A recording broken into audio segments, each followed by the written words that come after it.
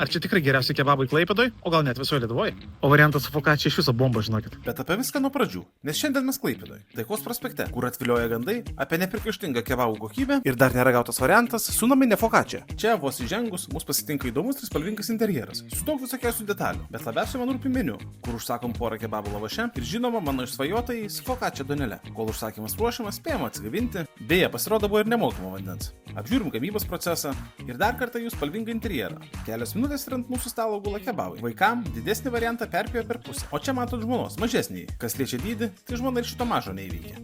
O čia naminėje fokačia donelėje įdarytas kebabas. Ir sekantieji mane nuo seniau turi žinoti. Bandelėje kebabus aš mėgstu, bet ragavimą tai darau su žmonos variantu. Traškus lavašas, gera daržovė, mėsos proporcija. Ir visgi paragavus naminės fokačia donelės ir jau po pirmojo šakutės smygio suprantu, kad šitas kebabo variantas, žinokit, man tobulas. Mėgausi tarsi kokia itališko kebabo simfonija, nes prie fokačia prisijungė ir pesto, kurį kebabę turbūt pirmą kartą aptikau, ir jis buvo tiesiog fantastiškas ingredientas. O kur dar krūva traškių daržovių, kokybiškas česnakinis padažas ir skoninga bei gerai apkepta mėsa. Žmona ir vaikai savo lavašais džiaugiasi ir man jie patiko.